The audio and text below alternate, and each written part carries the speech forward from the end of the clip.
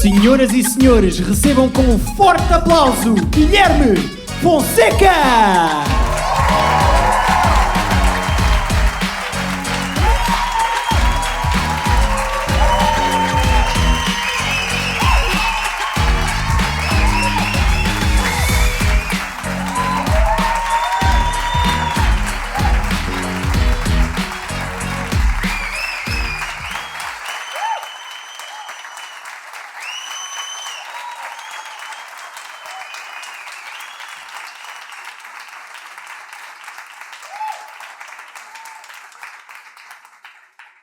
Quando a minha avó paterna morreu, eu não consegui ir ao velório, só fui ao funeral. E eu lembro-me de ligar ao meu pai, que estava no velório, e perguntar-lhe assim, estava preocupado com ele, e disse assim, então pai, está tudo bem? Como é que tu estás? E ele ao telefone disse-me assim, está tudo bem, estou aqui a fazer de salada. E eu, pai, fazer de salada? Como assim? E ele, então estou aqui a acompanhar carnes frias.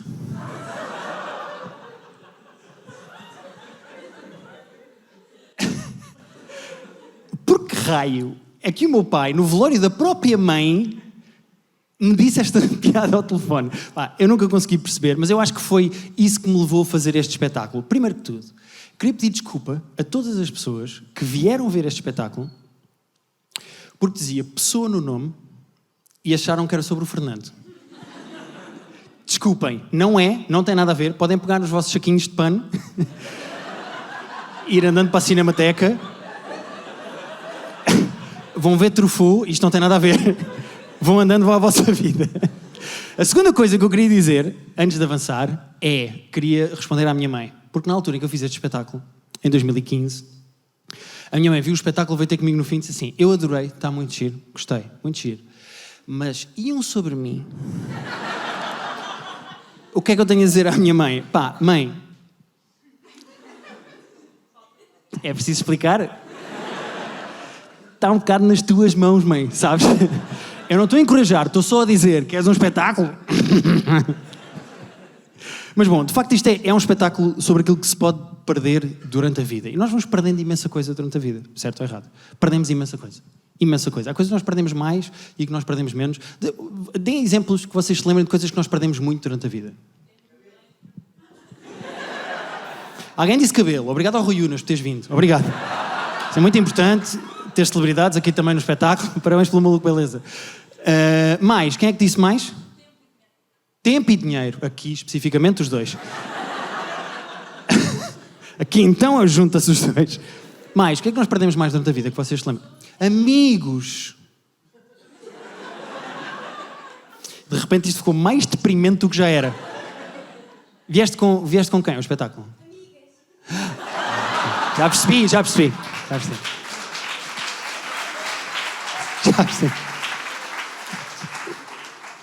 O problema está nos... Já percebi.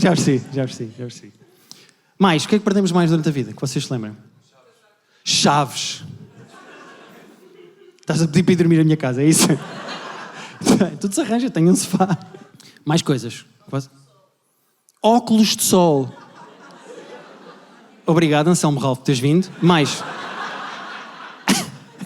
Obrigado.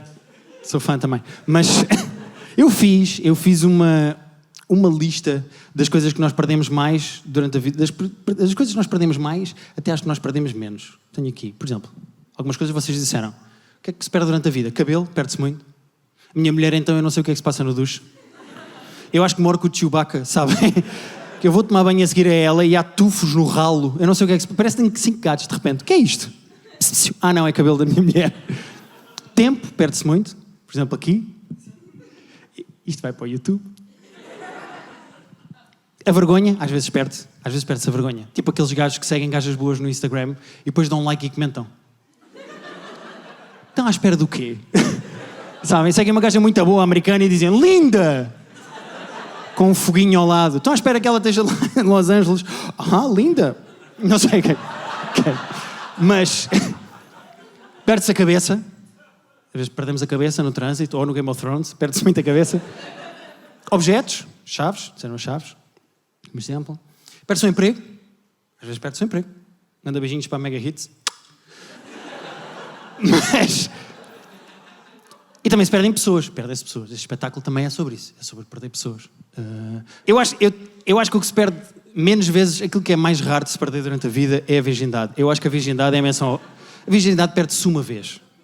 Vá, 2. Perde-se. E há 2. Pode-se perder 2. Eu acho que se pode perder... acho que se pode perder 2. Quem é que aqui já perdeu o pai? Por aplauso.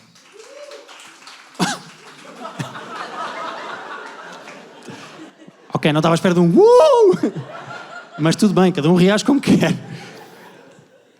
Desculpem, quem é que perdeu o pai, por aplauso? Ok. É normal que o senhor tenha perdido o pai. Então o senhor vem para aqui com 80 anos, já perdeu tudo. Quem é que já perdeu a mãe, por aplauso?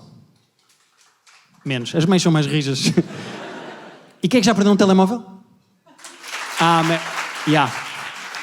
Devia ter feito um espetáculo sobre isto, que há mais.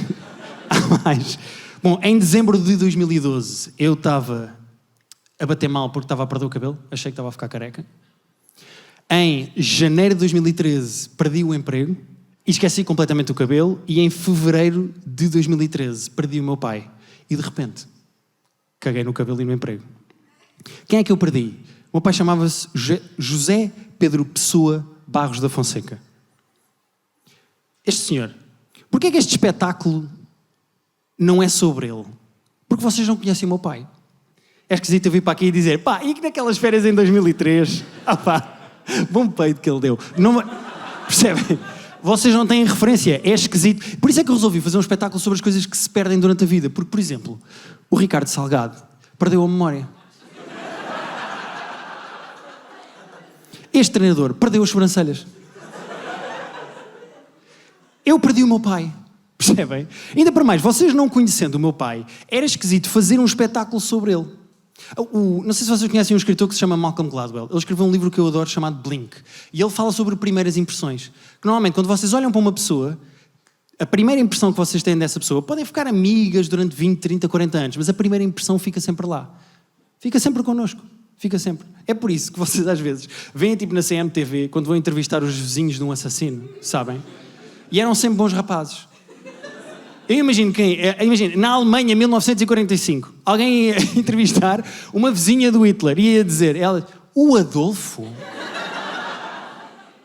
O quê? O Adolfo 999 fez o quê? 12 milhões? Não pode ser. O Adolfo, o meu querido, sempre que nos passavam aqui no patamar, ele tinha sempre os horários do comboio na ponta da língua. Não é possível, o meu fiorrezinho. Que primeira impressão é que vocês tiram do meu pai vendo uma fotografia? Se calhar esta não é melhor, não é? Porque nesta foto ele parece, sei lá, da juventude monárquica. Não sei bem. Não parece. Isso é o relógio, o cigarro, o polo, eu não sei bem, não é? Eu olho... Não, já sei. Dá-me meio vibes de... Parece que era baterista do Luís Represas, sabem? Vocês não conheciam o meu pai, mas eu posso-vos apresentar os meus pais. Assim de uma forma resumida, só para vocês também terem uma ideia. Por exemplo, vocês conhecem... Ouviram, chegaram a ver uma série que se chamava Dharma and Greg. Lembram-se desta sitcom? Uma sitcom chamada Dharma and Greg, muito gira, dava na RTP2 há muitos anos, muito engraçada, que era sobre um casal em que ele era advogado, racional, levava tudo a sério, e ela era uma ganda hippie, fumava erva e a família era toda... Sabem isso? Isso são os meus pais.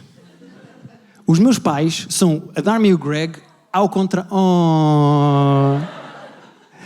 Parem!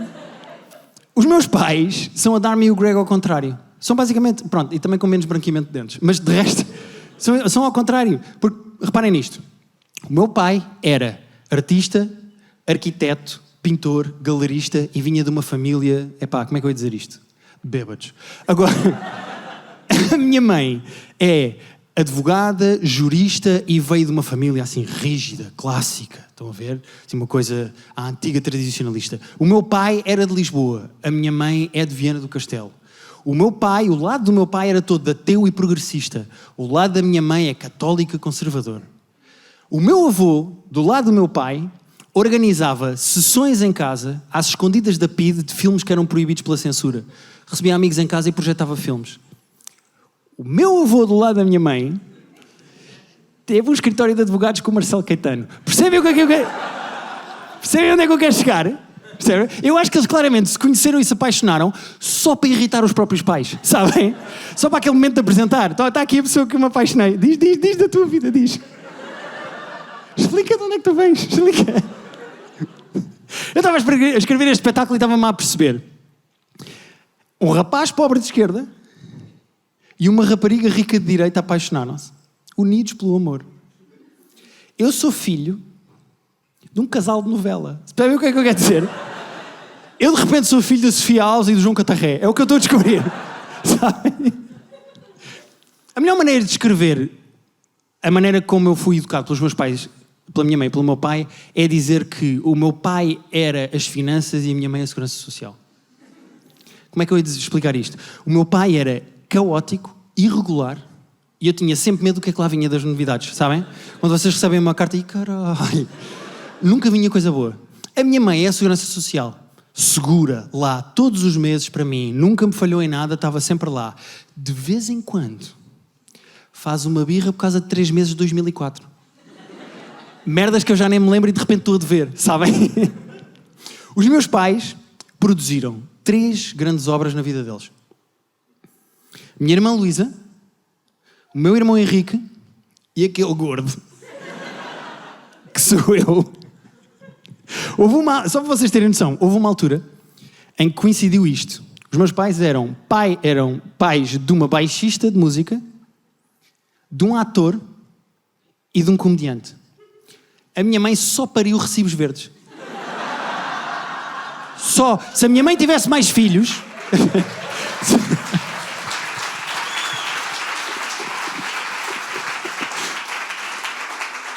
Se a minha mãe tivesse tido mais filhos, estavam todos em semáforos da Praça de Espanha, sabem? Todos. Ok, é verdade que eu já tive este aspecto, tudo bem, já fui aquele gordo, parece um dirigente desportivo, sabem, da segunda liga. Eu já tive este aspecto, mas também já fui fofo. Fofo. Ai, agora não há um O. Não, já fui fofo ou não.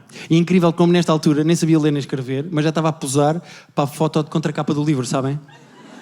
Com a mãozinha. Eu e o meu irmão, não sei se nota pelas fotografias, eu vou mostrar uma fotografia. Vocês têm que estar atentos aos pormenores desta fotografia que eu vou mostrar. Não sei se nota, mas eu e o meu irmão éramos um bocadinho betos. Não sei se percebem pela fotografia, eu vou pôr. Não sei se nota... Eu e o meu irmão éramos um bocadinho... Só para vocês terem noção, há uma grande mixórdia de tratamentos na minha família. Reparem nisto. O meu pai e a minha mãe tratavam-se por você. O meu pai tratava-nos por tu e nós tratávamos o meu pai por tu. A minha mãe tratava-nos por você, mas nós tratamos a minha mãe por tu. Baralhou, não foi? Há teste no fim, aponte. Não, estou a brincar. Atenção, não era só quando nós éramos betos que eu e o meu irmão nos vestíamos de igual. Quando íamos à praia também, por exemplo. Olhem lá, pau. O boné da Danone, represent. Muito bem. Não, há mais. Camisolas também, vestíamos de igual. Olha lá aquelas camisolinhas. Eu não sei que cabelo é aquele, de repente sou do CDS. Não faço ideia o que é que está a acontecer. De repente sou do CDS nesta fotografia. Mas atenção, não era só eu e o meu irmão que nos vestíamos de igual. Eu não sei o que é que está a acontecer aqui. Epá, digam-me vocês. Não sei se nota que carro é que nós comprámos este mês. De repente esta merda parece um anúncio, sabem? Jeep. O melhor, Jeep. Mas não era só quando saíamos de casa que às vezes tínhamos a roupa igual. A dormir também, pá. A dormir também. E eu não sei qual é o efeito prático disto. Não faço ideia qual é o efeito prático disto. Não sei. É o quê? É só ver um incêndio e encontrarmos-nos mais facilmente na rua. Onde é que está a equipa Pijama Piroso? Encontrem-se aqui comigo. Mas éramos uma família fofa. Só houve uma coisa que eu fiz sozinho e mais ninguém da minha família fez. Uma. Foi uma decisão que eu tomei, sozinho, eu fiz, eu fui, ninguém da minha família fez comigo. Que foi esta estupidez.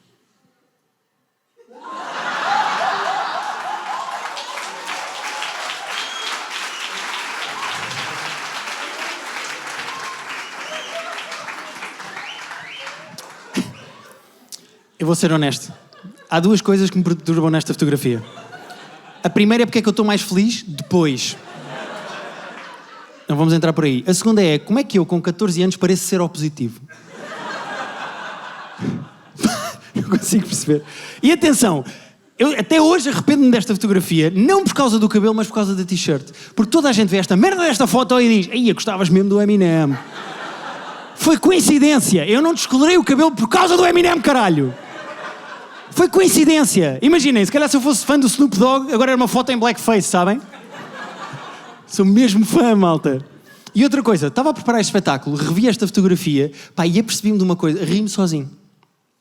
Eu apercebi-me que estou igual àquela personagem de Rabo de Peixe. Sabem?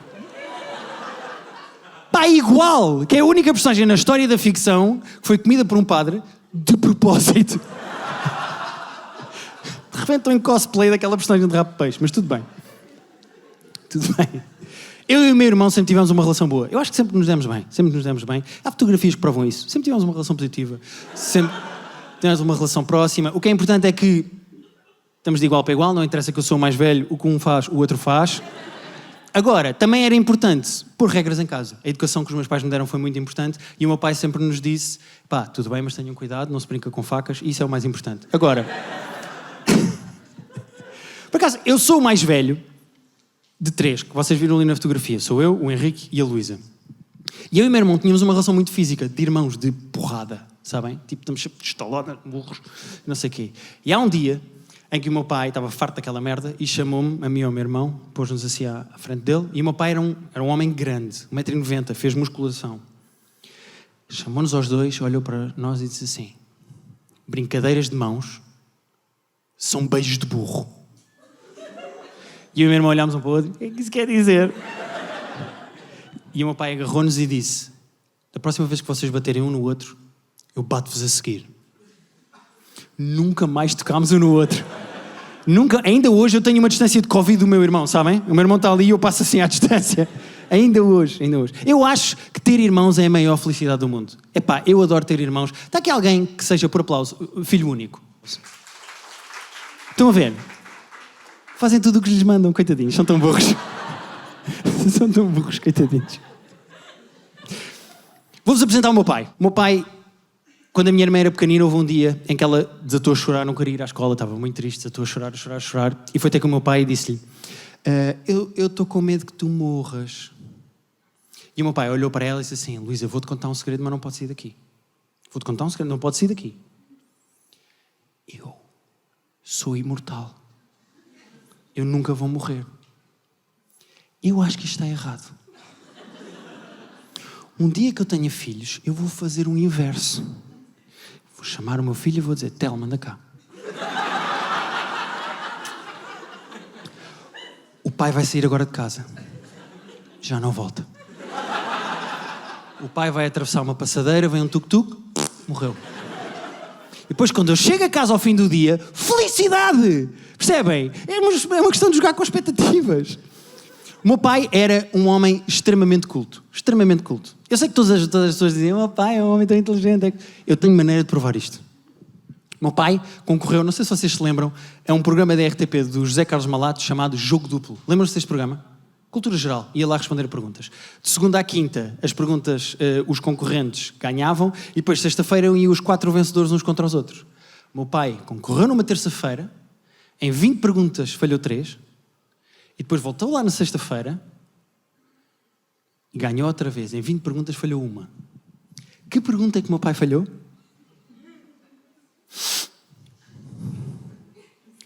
Num jogo de basquete, quantos jogadores estão em campo de cada equipa? Se ao menos ele tivesse um filho que gosta mais de basquete do que futebol, caralho. Sabem? Pá, inacreditável. Agora, o meu pai adorava a história e nesse mesmo programa criou um dos momentos mais desconfortáveis da vida do Malato. E eu sei que ele foi apanhado numa discoteca em Madrid, tronco nu. Ainda mais desconfortável. O que é que aconteceu? O que é que aconteceu? Uma pergunta qualquer era sobre o Nero, o imperador romano. E o Malato está a falar do Nero e o meu pai interrompe e diz: o Nero, claro, imperador romano, estava sempre cheio de frio.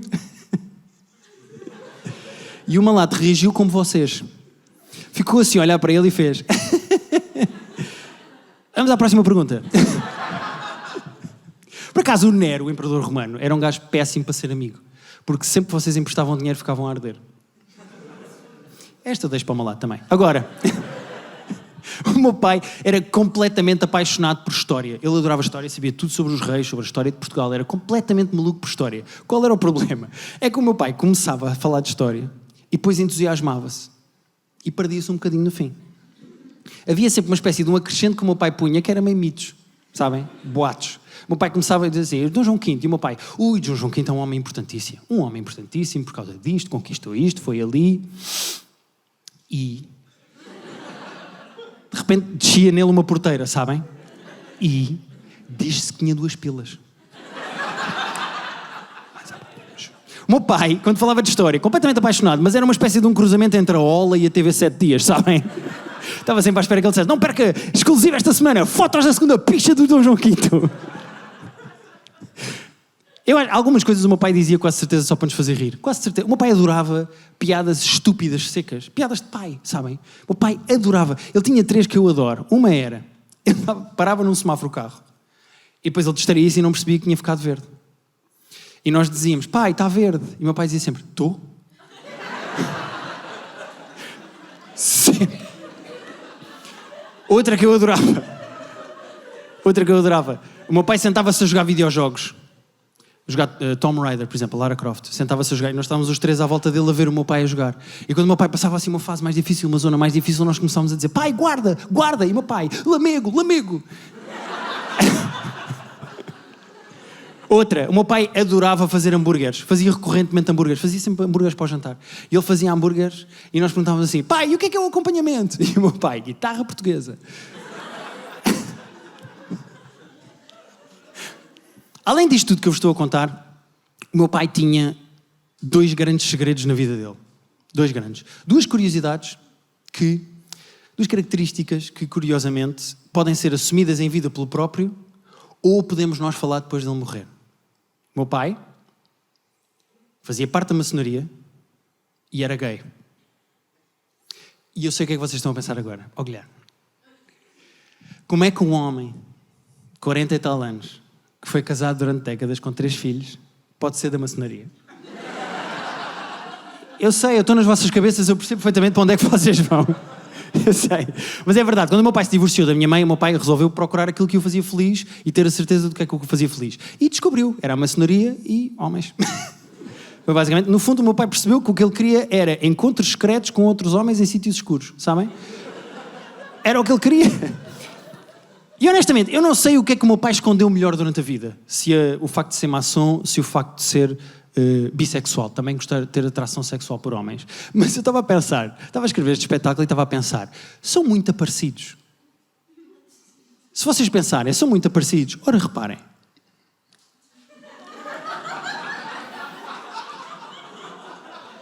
Bem-vindos à minha Tech Talk. Se vocês reparem nisto, maçons, como eu disse, podem assumir em vida o próprio ou depois de morto, pode-se falar. É como os gays. Maçom usam aventais. Os gays também. Para nos fazer o jantar e nós agradecemos. Os maçons têm rituais próprios. Os gays também. Nas saunas e não sei o quê. Não sei o que é que fazem. Os maçons reúnem-se em lojas. São de uma loja. os gays reúnem-se em casas de banho de centros comerciais que têm lojas. Percebem o que quer dizer? Os maçons usam palavras secretas. Por exemplo, os maçons, quando estão reunidos, dizem fogo! Os gays também têm palavras secretas. Como grinder, a chuca, não sei o que é. Também não. Pronto, estamos iguais. Agora, é verdade, o meu pai era bissexual. E não é genética. Eu sei que vocês estão a dizer, também levas no cu. Não. Não passa dos pais para os filhos. Não é uma coisa, não é genético, como os papos nos olhos, a calvície ou o gosto pela música de Tony Carreira. Não é, percebem? Não é, a sério, não é. Não é. Eu não sou gay. Sabem como é que eu sei que eu não sou gay? 2 razões. Primeiro, isto é um espetáculo de comédia, não é um musical.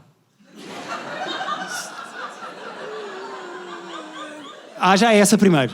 Portanto, calminha. Segundo, vocês sabem, eu gosto de pornografia em POV, em Point of View, sabem? Ok. Há ali uma senhora que sabe o que é que eu estou a falar. Eu gosto de pornografia em POV. Quando começa, a câmara está do ponto de vista do senhor e está a senhora pronta a fazer, não é? Desculpa, mãe. Depois, a senhora vem para cima e nós estamos a ver a senhora a fazer coisas aqui em cima e depois, no fim, o senhor acaba normalmente, não é? Está a senhora ali. E eu pus-me a pensar, será que eu sou gay? Como é que seria um vídeo ao contrário? Do ponto de vista de uma mulher. Portanto, começa com um umbigo a aproximar e a afastar. Depois são 20 minutos de uma parede ou de uma almofada. E no fim, quando acaba, o plano vai a branco. Percebem o que eu quero dizer? Claro, eu estive a pensar nisto e eu claramente não sou gay. Não dá, não.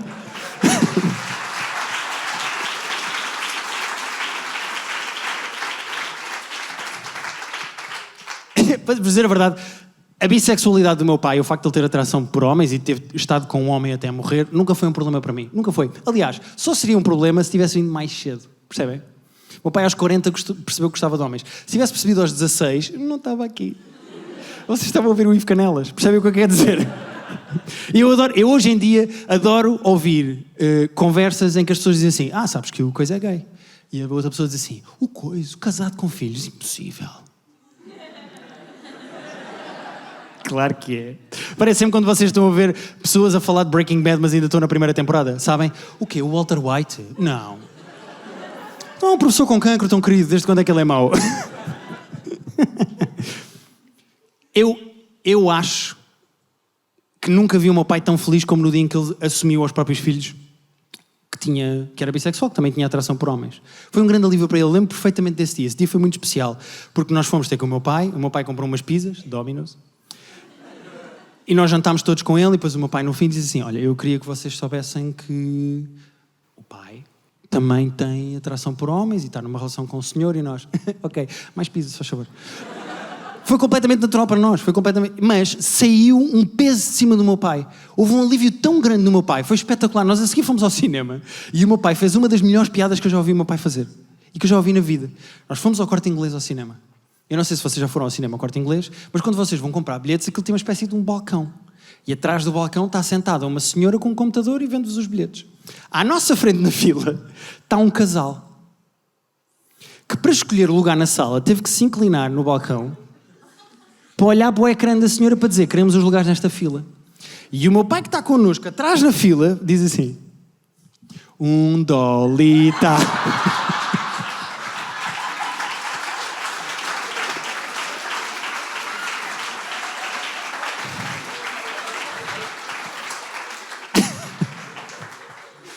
Eu acho que é por ter tido um pai bissexual que eu sou 100% a favor de coadação por casais do mesmo sexo. 100%. Agora, qual é a pior coisa que pode acontecer a esta criança? E muito bem vestida para a escola. É o quê? É o bullying que lhe vão dizer, o meu pai é mais forte que o teu, e a criança, eu tenho 2. Sabe? É o quê? É roubarem-lhe um almoço? Vai uma criança, o bully, vai com os nuggets do jantar de ontem e diz, o que é que tens aí para comer? E ele vai dizer, tenho uma salada de gorgonzola. Em redução de vinho do Porto. Queres? Não. O meu pai era um ótimo pai. É verdade. Me perdoem todos os psiquiatras e psicólogos a quem eu não estou a dar dinheiro. Mas não tenho nenhum trauma. Eu sei que para os artistas fica bem. Não, o meu pai era alcoólico e batia-me. Zero. O meu pai era um ótimo pai. Eu lembro perfeitamente que eu fazia ao Inferno, o programa do Canal Q. à memória do Canal Q. Mas eu lembro que apresentava um programa chamado Inferno no Canal Q. E o meu pai via todos os dias e depois no fim mandava-me sempre uma mensagem. Mandava-me sempre uma mensagem no fim a dizer assim: adorei o programa, tão giro, adorei. Estavas com um ritmo, parecia que davas nas drogas, pá. Mas dás. Mas queres. Se quiseres eu arranjo, mas compra a mim, não compras a mais ninguém na rua. A minha mãe é ao contrário, a minha mãe também elogia, mas faz uma espécie de um rissol com um insulto lá dentro, sabem? Parece que tem brinde, vocês estão a comer e não sabem muito bem o que é que está lá no meio. A minha mãe dizia assim: adorei o programa, espetacular, ri-me imenso. Pronto, vocês pareciam sem abrigo. Mas, no geral, o programa estava ótimo, ri-me imenso, estava ótimo. O meu pai, ao longo da vida dele, esforçou-se por me ensinar 3 coisas muito importantes. 3 coisas. Primeira, as pessoas só vão gostar de ti se gostarem delas próprias.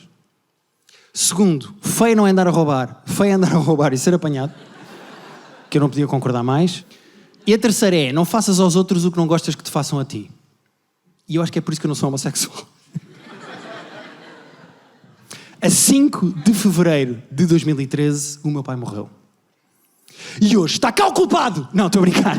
Estou a brincar. Foi um ataque cardíaco, está tudo bem. Foi um ataque cardíaco, está tudo bem. Vocês sabem o que é um rito de passagem? É uma coisa que eu, por ser guionista, tive que estudar e aprender. Um rito de passagem era basicamente uma coisa que acontecia antigamente nas tribos, em que a tribo, quando as crianças chegavam assim a uma idade em que começava a aparecer o primeiro pelito do buço, sabem? Pegavam na criança e atiravam para o meio da selva. E se a criança voltasse para a aldeia, muito bem, era um homem. Passaste nas provas, estás bem. Basicamente é o plot do Rei Leão, sabem? O plot do Rei Leão é um rito de passagem, só que pelo meio aparece um casal gay que come lesmas. Pronto, mas de resto... Não, vamos dizer que o Timão e o Pumba não. Ah pá, bom... Não, olha aqui. Bom. A morte. Vou ser processado pela Disney. Bom. O meu rito de passagem foi a morte do meu pai. Eu acho que foi aí que eu passei do buço para esta barba que eu tenho hoje em dia, sabem? Foram meses complicados depois do meu pai morrer. Normal, não é? Spoiler alert. Mas foram... Aprendi, por exemplo, a chorar, que era uma coisa que eu não sabia. Eu achava que quando ia ao cinema e ficava tipo com os olhos molhados, estou a chorar. Não, meus meninos... Chorar é uma coisa... Sabem quando vocês choram a sério que parece que vos fizeram uma amona numa piscina? Que vocês vêm à tona de água tipo... Sabem? De repente ganham asma de tão tristes que estão. Eu aprendi a chorar. Eu estava a chorar e... é assim! E depois chorava por coisas normais porque não queria assumir que era por causa do meu pai. Sabem? Na verdade estava a chorar por causa do meu pai, mas as pessoas vinham ter comigo e diziam: então estás triste, lembraste do teu pai? E eu: não! É porque estou com as meias e pisei água... E em papa não tem nada a ver com o meu pai. Pois há um momento em que vocês recebem a notícia. Eu acho que não há bem uma maneira certa de dar a notícia às pessoas, não é? Por exemplo, quando a minha avó morreu, a mãe da minha mãe, fui eu que descobri a minha avó morta. Estava toda amarelinha, coitada, parecia um Simpsons. Estava deitada na cama. Fui acordar de manhã, abri a porta. Não vai acordar. Sabem? Fui eu que descobri a minha avó. E fui eu que, perante aquela... Tá. Fui eu que tive que ir contar a todas as pessoas. Contei à minha irmã, contei à minha mãe e depois tive que ir contar ao meu irmão. O meu irmão estava numa fase da vida dele em que se estava para aí às 4, 5 da manhã. E estava a dormir no sofá da sala. Pá, provavelmente com uma grande ressaca. E eu lembro perfeitamente que fui contar... A minha mãe disse assim: vai contar ao seu irmão. E eu fui ter com o meu irmão e disse assim: Henrique, acorda. A avó morreu. E o meu irmão, que estava todo fodido, ramelas, de babar-se, abre os olhos, olha para mim e diz-me assim: são maneiras de acordar alguém, caralho. E atenção, ele tem toda a razão. Mas como é que eu fazia? Há uma maneira certa de fazer isto? Ia acordar o meu irmão e dizer assim: Henrique, acorda, queres que te faça o pequeno almoço? Olha, vou-te fazer ovos mexidos. Por falar em mexidos, a avó não mexe.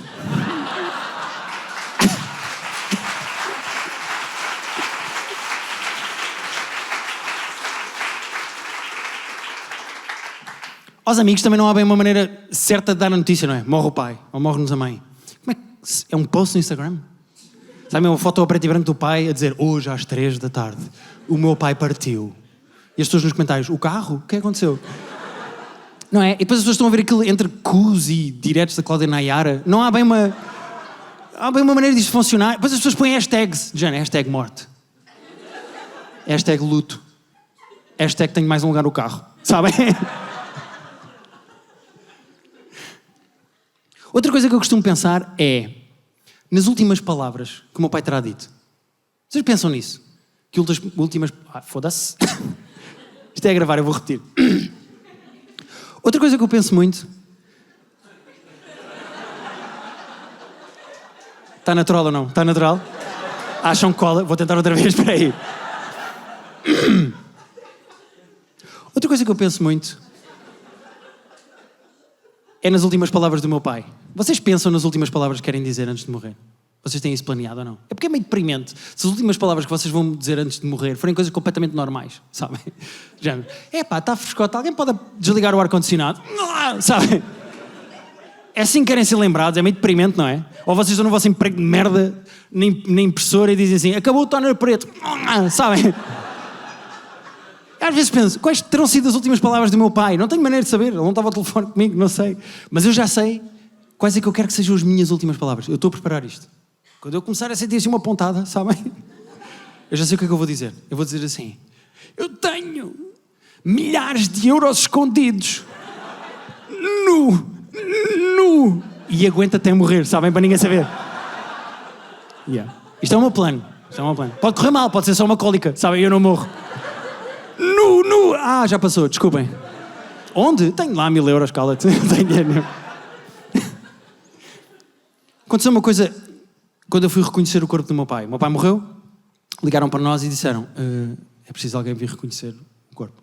Já estava lá um bombeiro, estava lá um médico. Desculpa.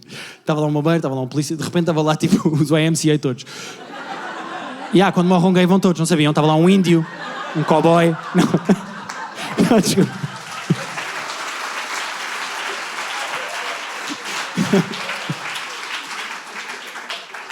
Não, enganei-me mesmo. Estava lá um bombeiro, estava lá um polícia. E reconhecer o corpo é uma situação meio desconfortável. Eu estava... foda-se, obviamente, não é? Eu estava naquela situação e o polícia estava a preencher lá umas papeladas, que o polícia tem lá que preencher. E eu estava lá de lado e o polícia estava a preencher os papéis, os dados todos do óbito, e olhando para mim.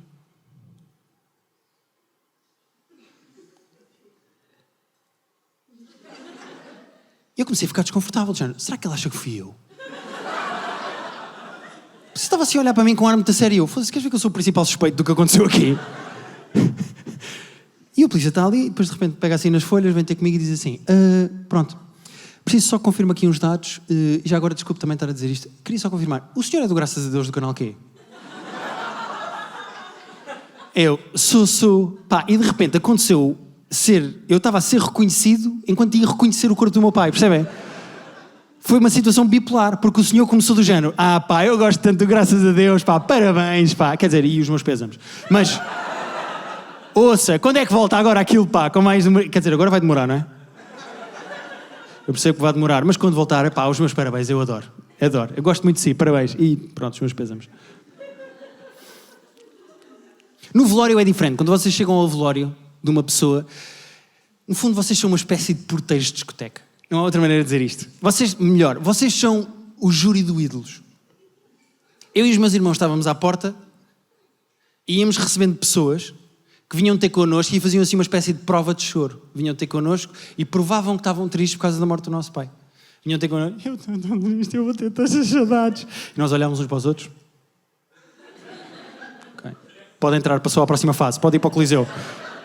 Pode entrar. Toda a gente, eu não sei o que é que se passa, toda a gente que foi ao velório do meu pai, toda me perguntou se eu andava a comer e a dormir. De repente eu sou um bebé de 6 meses, sabem? Porque, ou pior, sou um gato, sabem? Está a comer e a dormir, está tudo bem. É a única coisa que eles fazem. Então, a seguir iam perguntar assim, queres uma caixa de cartão para brincar? Posso fazer festinhas na barriga? E eu, 3, 4 eu mordo. Uma pessoa me fez uma pergunta completamente diferente. Uma tia zorra, que eu nunca tinha visto, mas que pelos vistos era amiga do meu pai, que vem, então, nós estamos os 3, eu e os meus irmãos à porta, e ela vem direto a mim, agarrou-me na cabeça e disse-me assim, estás a ver o que estás a sentir? Vai ficar pior.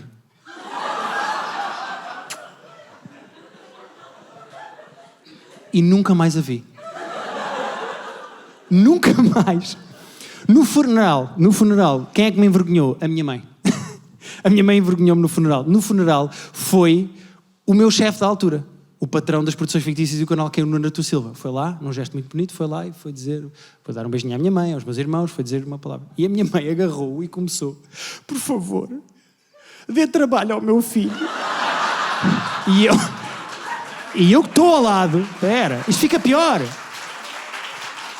E eu que estou ao lado, estou assim: oh mãe, ele já deu, eu já trabalho lá. Mãe, eu já trabalho lá. Ele: qualquer coisa, nem que seja a lavar escadas. E eu: oh mãe, que vergonha, o outro nem morreu há 24 horas e tu estás a fazer isto. Mas é verdade. Eu acho que irrita-me a maneira como as pessoas, quando morrem, deixam de ter defeitos. Vocês já viram isto? Morre alguém e de repente: pá, era um homem. Eu não lhe conheci isto. Sabem? As pessoas morrem e deixam de ter defeitos. Eu nunca percebi isso. O meu pai morreu, tudo bem, estamos bem, mas ele tinha defeitos, porra. Tinha muitos defeitos, por exemplo. O meu pai deixou-me, a mim e aos meus irmãos, uma lindíssima herança que ele foi acumulando ao longo da vida, de 30 mil euros, em dívidas. Lindíssima. A relação que o meu pai tinha com o dinheiro é mais ou menos como um arrumador de carros. O meu pai vinha ter comigo e dizia sempre: pá, lembras-te daqueles 4 euros que eu te emprestei? Podes devolver 80, faz favor. Até às 2 da tarde de hoje. O meu pai falava sempre de dinheiro connosco, como se tivesse 2 gajos da máfia do outro lado da porta à espera dele, sabem? Aí, 100 euros, tens aí, só porque eu gosto do meu joelho. Empresta aí. Outro defeito que o meu pai tinha: fazia imenso barulho a comer. Era inacreditável. Eu odiava ficar sentado ao lado do meu pai a comer. A sério. Eu acho que preferia ficar ao pé da minha avó, a mãe da minha mãe, que gostava da sopa a ferver. E então punha a colher dentro da sopa e depois aproximava a sopa da boca, na colher, e como estava... aproximava a sopa a ferver, mas era assim que ela gostava. E ela comia a sopa assim. Um camaleão a comer moscas, sabem? O meu pai era pior. Vocês já viram um labrador a beber água? Era o meu pai a comer qualquer coisa. Qualquer coisa. Pá, se vocês me dissessem, neste momento, dissessem assim: olha, estamos a desenvolver aqui uma tecnologia inovadora, uma coisa espetacular, nós conseguimos trazer o teu pai de volta à vida durante 1 hora. Queres? E eu: está bem. Mas depois do almoço, por favor. Quando eu morrer, eu gostava, por favor, que vocês se recordassem também dos meus defeitos. Pode ser? Pode? Combinamos isto? Eu estou a dizer já também para vocês terem tempo de encontrar alguns, mas é um processo, é só para dar tempo, Nesse ano, vou repetir. Ação. Se calhar não diga em voz alta, não é? Se não tenho que cortar isto também. Só dizer para mim. Nesse ano em que o meu pai morreu, no dia em que ele faria anos, ele morreu em fevereiro, ele faria anos a 20 de novembro de 2013. Nesse dia, eu recebi uma prenda de uma testemunha de Jeová, que é uma das melhores piadas involuntárias da história da comédia. Como é que eu sei? Porque eu tenho o top 3 das melhores piadas involuntárias que já aconteceram na história da comédia. Querem conhecer? Terceiro lugar. Isto é muito simples. É uma página de medicina chinesa que se chama Chinarte.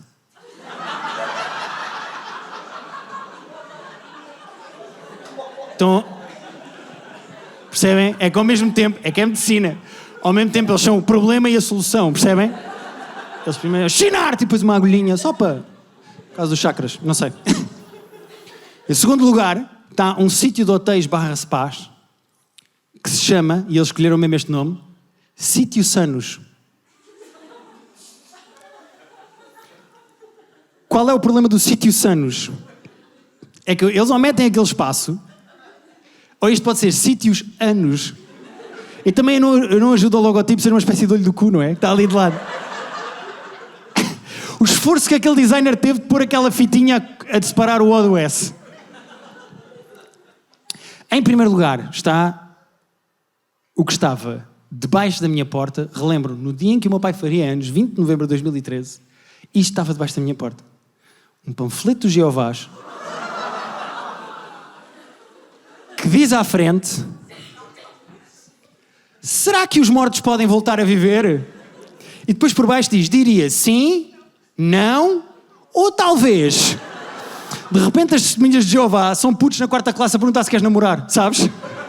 Queres namorar com a Kátia? Sim, não ou talvez.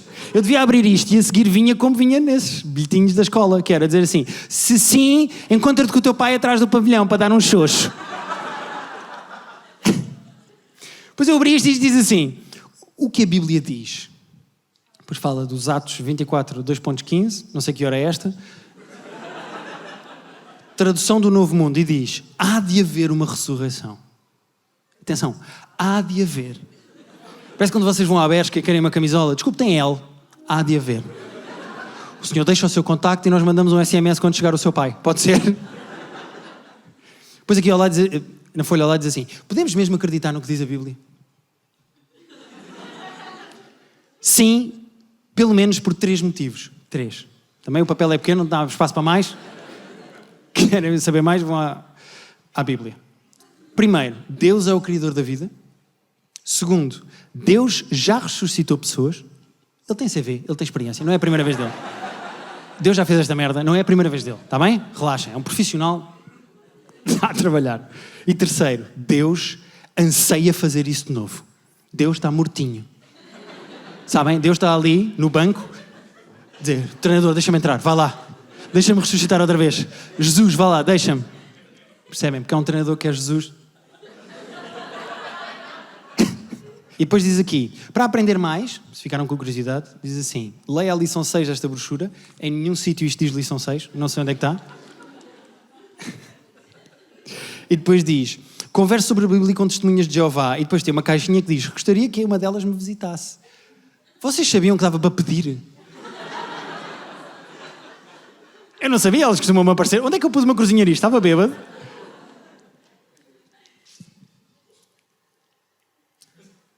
É por isso que eu acho que os católicos me irritam. Eu não sei se há católicos na sala. Os católicos irritam. Porque os católicos, no fundo, é batota. É batota. Vocês têm um livro de instruções para saber exatamente o que é que vocês têm de fazer quando acontece uma desgraça. Sabem? Vocês, quando morre alguém, morreu o quê? É o meu pai? Está bem, sim senhor. Vou aqui ao livro ver e diz: para vestir de preto, deixar de sorrir e nunca mais deixar ninguém feliz no prédio onde eu moro. Chatear essa pessoa sempre que me cruzo com ela nas escadas e relembrar que sou uma pessoa triste e que cheira a fritos de casa dele. Sou eu que tenho esta vizinha? Está bem? Nós ateus não. Nós ateus... Eu ateu refilo com quem? Quando as coisas correm mal. Sabem? Digo o quê? Digo, pá, pelo amor de Darwin. Sabem? O que é que eu digo? Tipo, da mesma maneira que um católico diz: oh meu Deus, eu vou dizer: oh meu átomo. Sabem? O que é que eu digo? O que é que eu posso dizer? Sabem que um amigo qualquer vai fazer qualquer coisa e vocês dizem: olha, que a teoria da relatividade te acompanhe nessa tua jornada. Não fica no ouvido da mesma maneira. Atenção, eu sou ateu, mas às vezes sai-me pelo amor de Deus. Às vezes sai-me. Eu queria só deixar claro que continuo ateu. É uma figura da ficção como outra qualquer.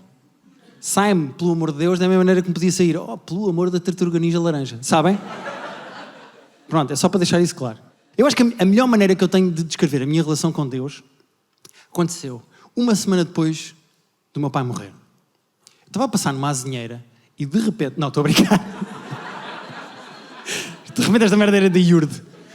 Ponham a mão no ar! Não, estou a brincar.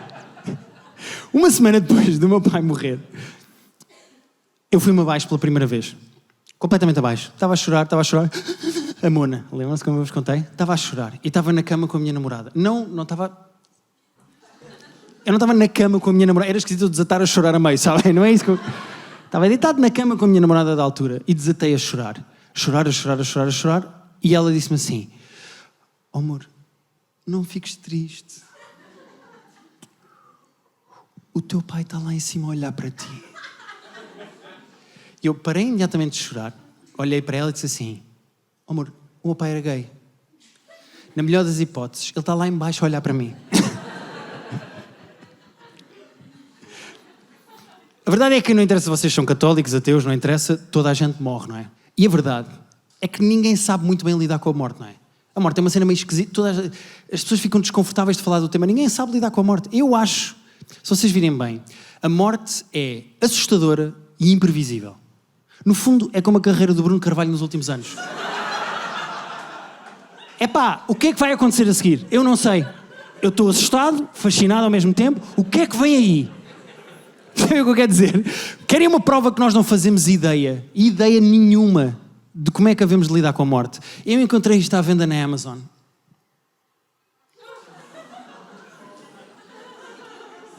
É exatamente o que vocês estão a ler. Isto é um livro que ensina a fazer sexo depois de morrerem. Beginners. Calma. Não vamos já começar com cena. Calma. Posições mais calmas.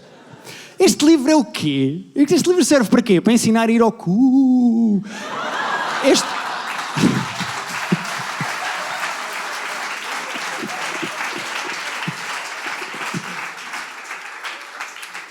Vou ser honesto, esta também é a minha favorita do espetáculo. Não vou mentir.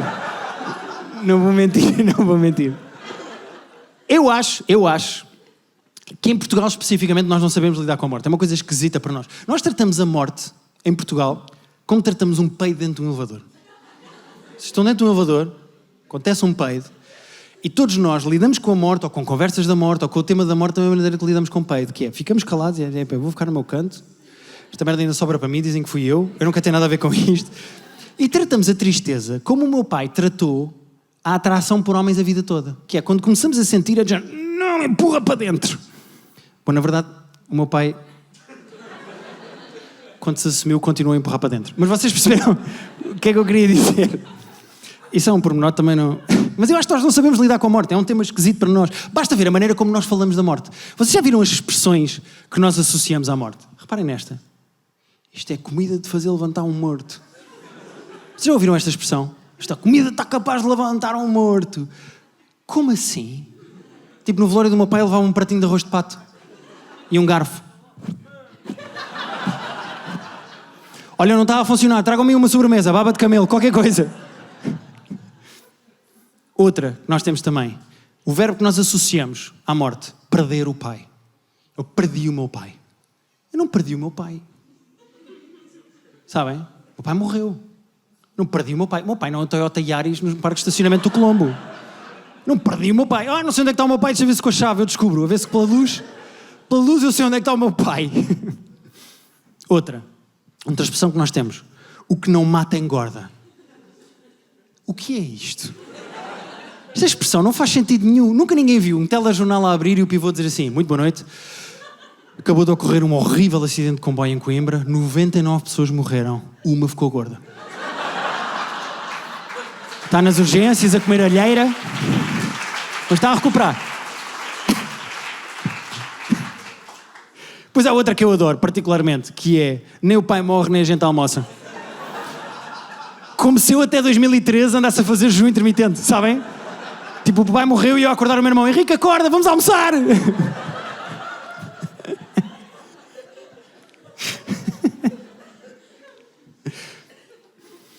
que é que se faz? Como é que se lida com a morte de alguém de quem nós gostamos, não é? Eu vou ser honesto, eu sou um especialista. Já passei por muito. Eu neste momento eu tenho um jogo que eu jogo com pessoas que perderam também o pai. Que é um jogo que é para mim. A pessoa não sabe que está a jogar comigo, mas eu estou a jogar. Quem é que há bocado aqui bateu palmas a dizer que o pai tinha morrido? Foste tu? Queres jogar comigo? Um jogo que eu inventei. Normalmente quando eu estou a conversar com pessoas que me dizem que perderam o pai ou a mãe, eu jogo aqui dentro. Querem ver? O teu pai morreu? Há quanto tempo? 20 anos? Foda-se, um 0 para ele. O meu pai foi há 10, mas espera aí. Que idade é que tinhas? 4? Foda-se, 2-0. Eu tinha 25. Estou a perder. Deixa-me ver se eu recupero agora, queres ver? O teu pai morreu de quê? Suicídio? Foda-se, 7-0. Eia! Foi capote. Foi capote. Foi capote. O que é que eu posso dizer? O teu pai escolheu o meu... Não, estou a brincar. Não sei bem o que é que eu posso dizer. É capote, ganhaste 7-0. Parabéns, a vitória é tua. O que é que queres que eu te diga? Eu acho que pessoas como nós, que perderam o pai, eu acho que nós estamos preparados para a morte de qualquer pessoa. Eu, neste momento, eu estou preparado para a morte de qualquer pessoa da minha vida. Morreu o meu irmão, morreu a minha mãe, morreu... Sabem? Só há uma pessoa que, neste momento da minha vida, eu fico preocupado se morrer. Chama-se Ricardo Araújo Pereira. Se ele morre, como é que eu pago as contas?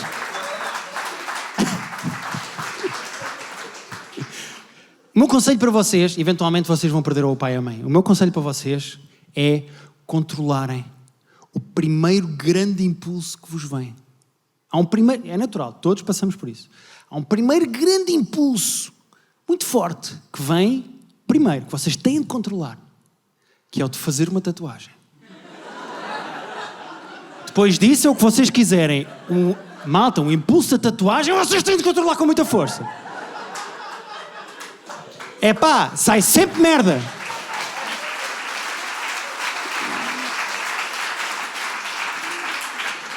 É sempre merda, porque o pai morre e vocês 2 dias depois eu vou fazer uma fava. Porque era o prato favorito dele, era favas com chouriço. Eu vou fazer, vem comigo. Ou pior, quando tentam fazer a cara, sabem? Eu vou fazer a cara do meu pai aqui, depois 30 anos depois, a pele já está mole e já tem um Sharpei no braço, sabem? Aquele cão das rugas. Estão velhinhos, então, morreu-lhe um cãozinho, foi. Não, é o meu pai. Da minha experiência, as fases que acontecem depois da morte de um pai ou de uma mãe são sempre iguais. Primeiro vem a fase racional, em que vocês têm que resolver problemas. O que é que eu faço? Está aqui um corpo, tenho que enterrar. Alguém me arranja uma pá, sabem? Resolver problemas. Depois vem a fase em que vocês, depois de resolverem os problemas, começam a ficar tristes. Depois, a certa altura, chorar como uma amona. Depois vem a fase em que vocês ficam irritados, estão no trânsito, estão a mandar para o caralho e não sabem de onde é que vem. É o pai morto. E depois vem a minha fase favorita, que eu conservo até hoje, que é o usar como desculpa. É espetacular. É espetacular. É espetacular. Vocês dizem-me assim, Guilherme, o meu aniversário da minha sobrinha para a semana, queres vir no domingo? Não posso. É uma data muito importante para o meu pai. Fazia aniversário e eu vou espalhar as cinzas no Lidl de Chabregas. Porque era o Lidl favorito dele, ele comprava os iogurtes e eu vou lá, eu não posso ir. Desculpa, eu não posso ir. Vocês vão dizer o quê?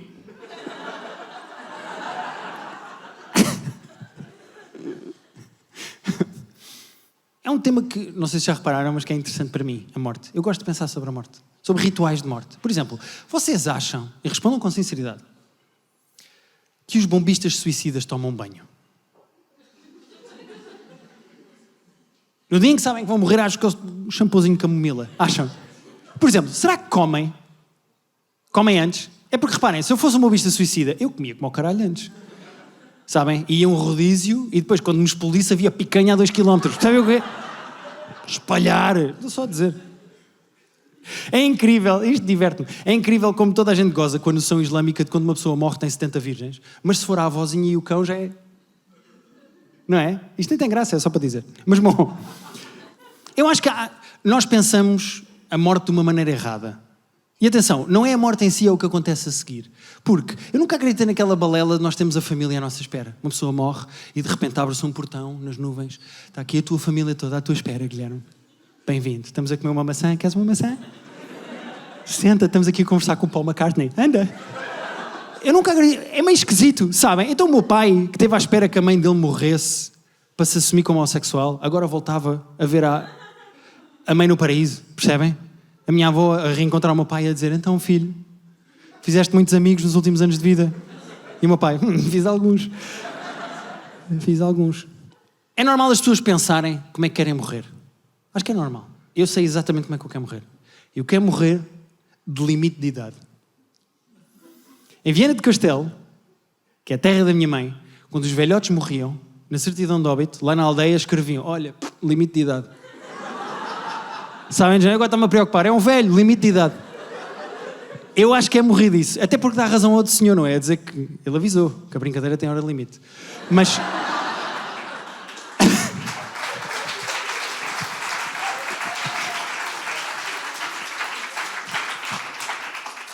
Esta não estava há 8 anos, percebem porquê? Há uns tempos, eu vi um artigo muito interessante de uma senhora que trabalhava num lar de terceira idade e que lidava muito com a morte dos idosos. E que falava muito com eles. E ela escreveu um artigo interessantíssimo sobre os maiores arrependimentos que ela notava que a maior parte das pessoas tinham quando morriam. E ela fez uma lista de 5 que eu escrevi aqui.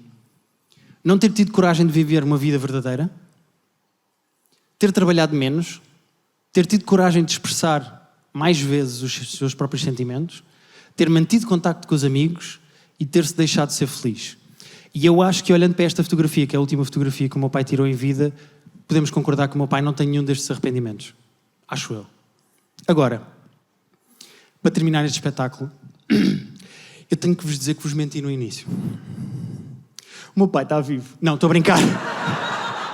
Não está morto. Mas eu menti-vos no início porque eu sei perfeitamente porque é que o meu pai, no velório da própria mãe, me contou aquela anedota das carnes frias.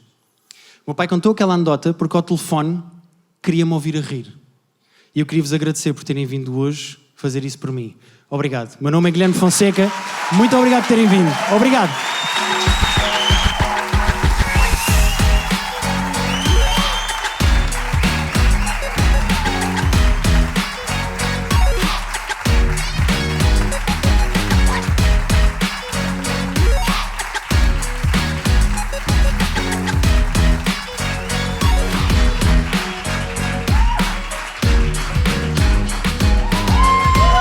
Obrigado. Obrigado. Já acabou.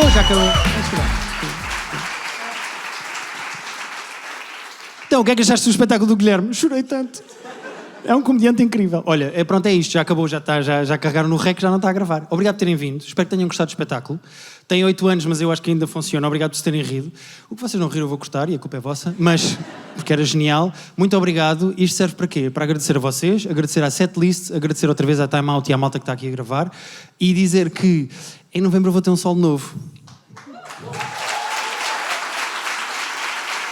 Vou. Sobre a minha avó. Não, estou a brincar. Não vai ter mortes, mas obrigado por terem vindo e até novembro. Obrigado.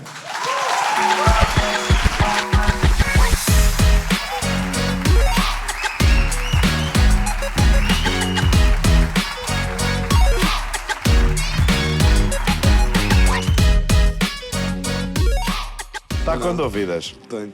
Tá. Coavadis. Eu acho que mais para o ano a gente já ouve qualquer coisinha. Quem era Nero, Rossana? Era um imperador romano. Muito bem. Cheio de frio. Cheio de frio. Cheio de frio. Por favor, aproximem-se dos botões.